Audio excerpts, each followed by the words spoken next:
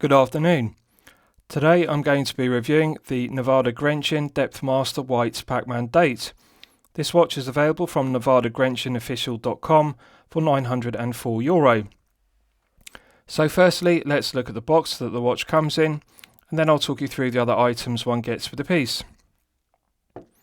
So the watch comes in a watch box which is protected by this outer sleeve. One removes the sleeve, and this is the watch box itself. As you can see, it's very nicely executed. Nice presentation.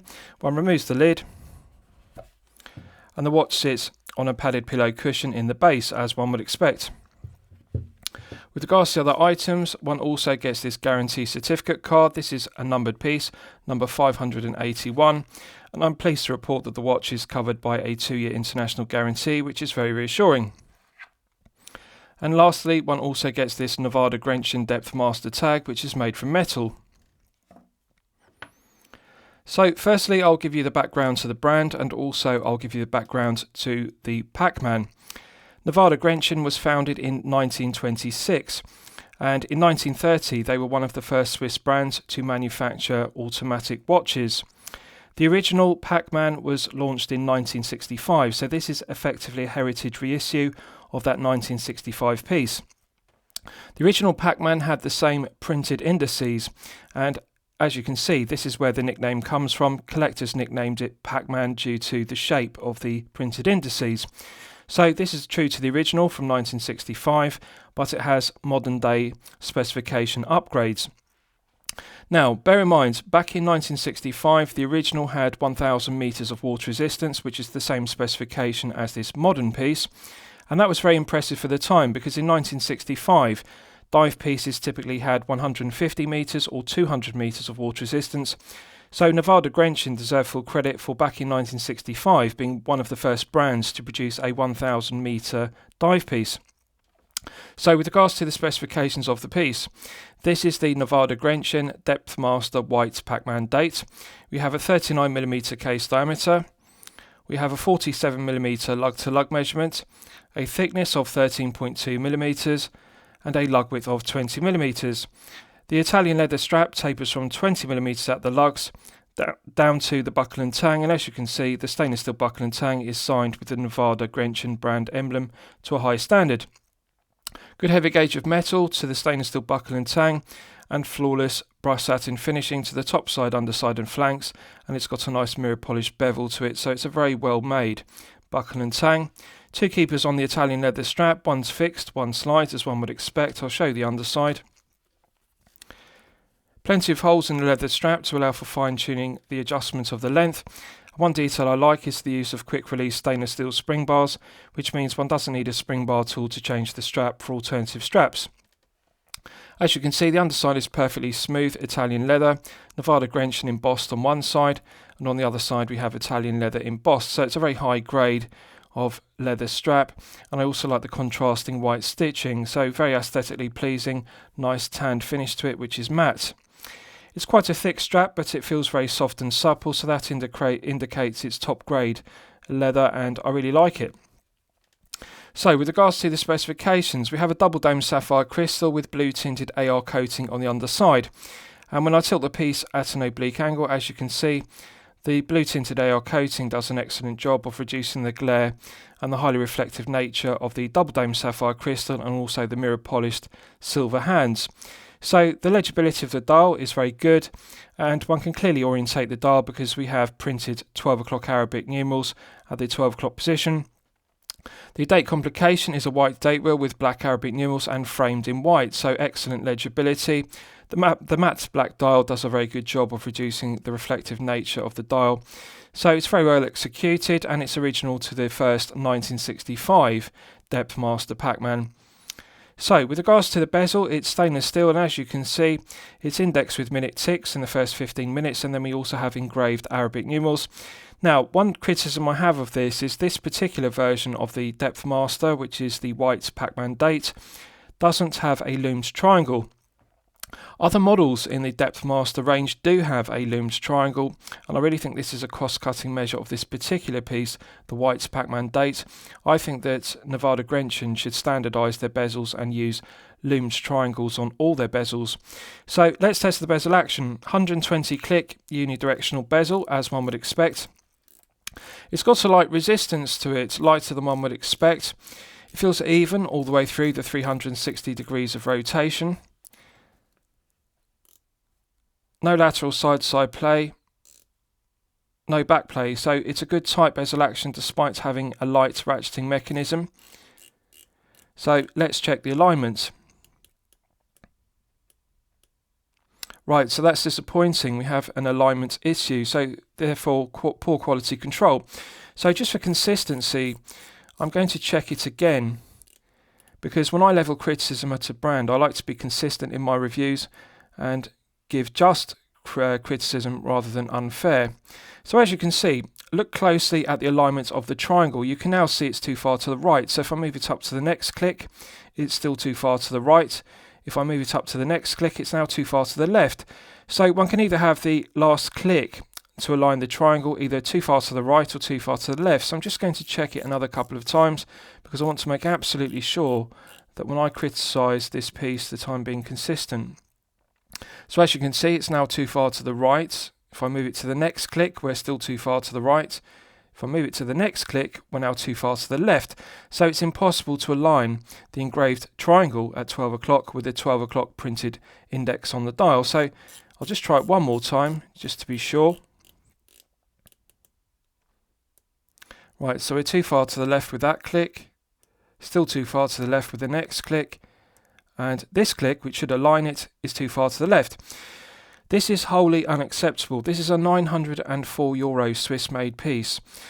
Bezel alignment is a fundamental of watchmaking, and Nivada Grenchen have no excuse to get this correct. This clearly indicates poor quality control because it's very quick to check the alignment of a bezel after assembly and confirm whether it's correct or incorrect, and therefore rectify it immediately.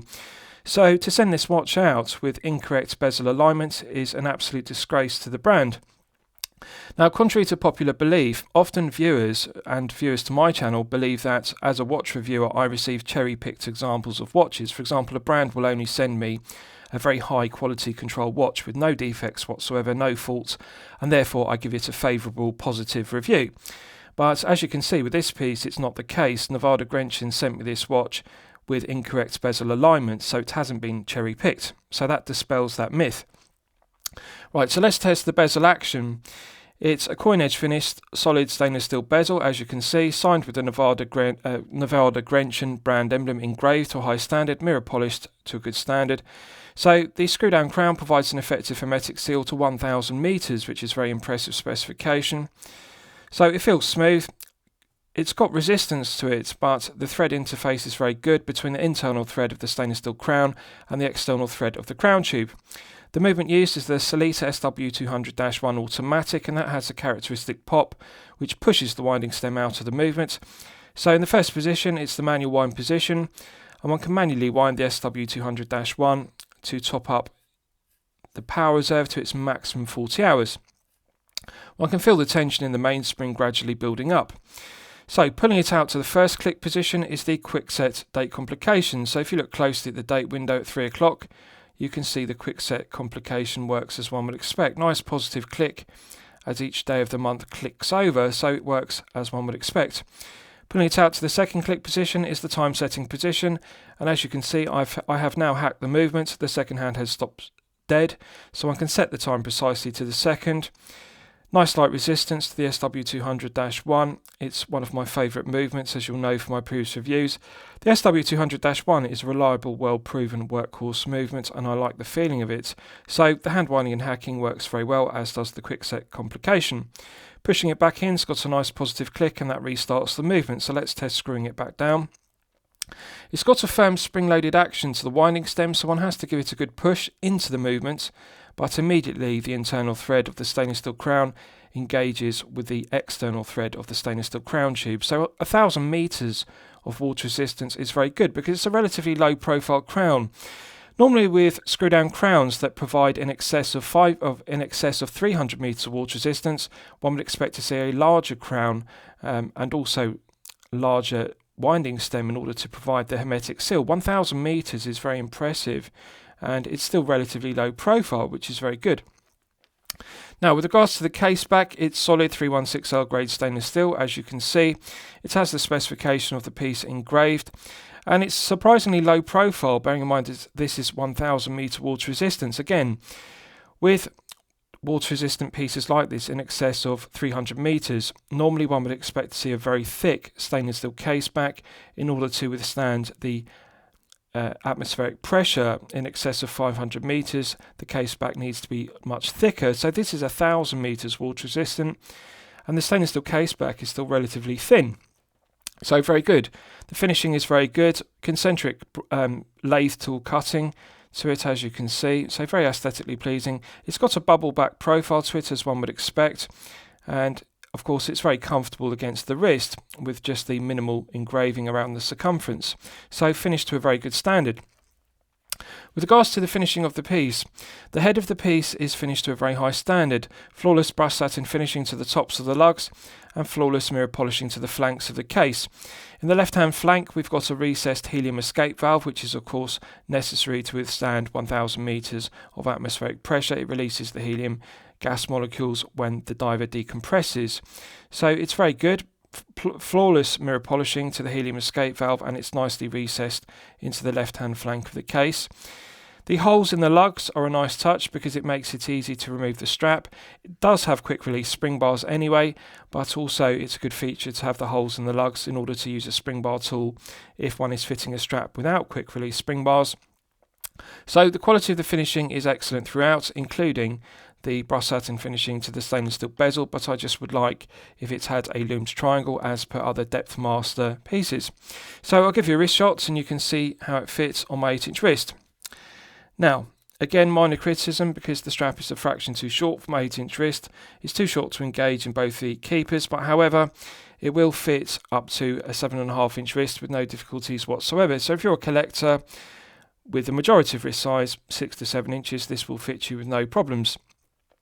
Now, it's a surprisingly low profile and it's a small piece, 39mm, even though it's 1000 meters water resistant. 47mm lug to lug measurement is relatively short. I regard 48mm to be the sweet spot. Curved profile to the angular lug, so it wraps around the wrist very well, and we've got a nice undercut to the cushion case. The case shape reminds me of a Panerai case shape, and it really does look very similar to a Panerai, but a smaller scaled down version of it in terms of its proportions. So 39mm head of the piece is suitable for collectors with a smaller wrist of 6 to 7 inches. And it's also relatively low profile. 13.2 is very impressive for a 1000 meter water resistant piece. I would expect a dive piece with 1000 meters of water resistance to be in excess of 15mm thick, because it needs a thicker sapphire crystal and thicker case back in order to withstand that atmospheric pressure. So it's very impressive they got the thickness of the piece down to 13.2, including the double dome sapphire crystal. The other thing which is surprising is it only weighs 86 grams on this Italian leather strap. So it's very light, and even for 39mm, I would expect it to be in excess of 100 grams. So 86 means that it feels very well balanced, it feels very lightweight, and therefore it's comfortable to wear for long periods of time, such as 8 to 12 hours per day.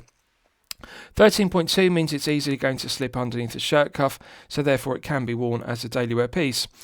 So the Pacman Dial is iconic to Nivada Grenchen and the Depthmaster because it is the original dial layout from 1965, and it's a very good looking piece for that reason, and I like the brand heritage and also the pedigree because, as I've discussed, they were one of the first brands in 1930 to manufacture automatic pieces, and in 1965 it was very strong specification to have 1000 meters when other brands were only having 150 or 200 meters for the dive pieces.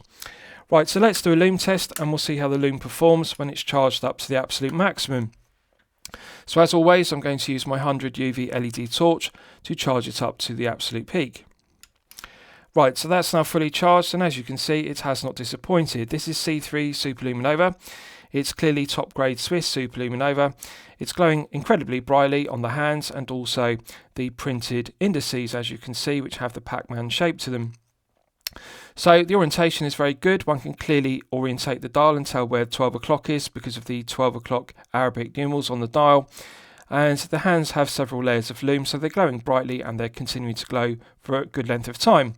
The colour match, green, between the hands and the printed indices is very good. So really the only negative here is the lack of a loomed triangle on the bezel, and the other Depthmaster pieces do have this. They have a loomed triangle on the bezel, and I really think that they should have, for consistency, the same on this one. So it's a disappointment there's no triangle. Really, a dive watch, to be credible, should have a loomed triangle or loom pip on the bezel so that one can use the bezel as intended to time the dive to the minute hand. So it's a disappointment that they didn't do that because it's a cost-cutting measure. But the quality of the loom is excellent. Right, so let's discuss the movement used, because you'll all be familiar with the Sellita SW200-1 automatic. It has 26 joules, it runs at 28,800 vibrations per hour and a frequency of 4 Hz. It has hand winding and hacking, which is used for complications, and a 40-hour power reserve, which is perfectly acceptable. The stated accuracy of the SW200-1 standard grade, which is regulated in 2 positions, is plus or minus 12 seconds to plus or minus 30 seconds per day, so a rather wide accuracy range. However, I'm pleased to report that Nivada Grenchen are regulating the SW200-1s that they're using to a good standard. This one is regulated to plus 6 seconds per day, while it's fully wound to its maximum 40-hour power reserve. So plus 6 seconds per day is very good accuracy, and 40 hours is very good power reserve. So the SW200-1 is a reliable, well-proven workhorse Swiss movement and the correct choice. However, this is €904, and therefore I would expect a higher grade of movement than a Sellita SW200-1 at this price point. So lastly, I'll summarise the piece. What do I think of it overall? Well, when I'm considering reviewing a watch on my channel, the watch should meet 2 criteria. It should be both excellent quality and excellent value at the respective price point. So €904 is the price point of this piece. I consider it to be poor quality, and I also consider it to be poor value at €904. The most disappointing aspect of this piece is the bezel alignment, which is incorrect. As I've demonstrated, I checked it 3 times, and the triangle on the bezel is either too far to the right or too far to the left. One cannot get it to align correctly at 12 o'clock with the 12 o'clock Arabic numerals on the dial. This is wholly unacceptable regardless of the price point of a piece, but certainly for a Swiss-made piece at €904, it is a disgrace to the brand. Bezel misalignment at €904 is entirely unacceptable. Now, the other disappointment is the cost-cutting measure of no loomed triangle, because they do it on other Depthmaster watches, and there is no excuse for using that cost-cutting measure. They should have done the same on this piece, the Depthmaster White Pacman Date. The other disappointment is the use of the SW200-1, which is a reliable, well-proven workhorse Swiss movement, and it's perfectly acceptable in Swiss watches such as the Steinhardt Ocean 1, which costs €430. It's the correct movement for that price point. At €904, one has to expect a higher grade of movement, such as the SW300-1, for example. And I really think that it's a disappointment that they are using the SW200-1 at €904. Either the SW300-1 or alternatively the ETA 2892-A2 would be the correct choice, because they are higher grades of movement and more applicable to this price point.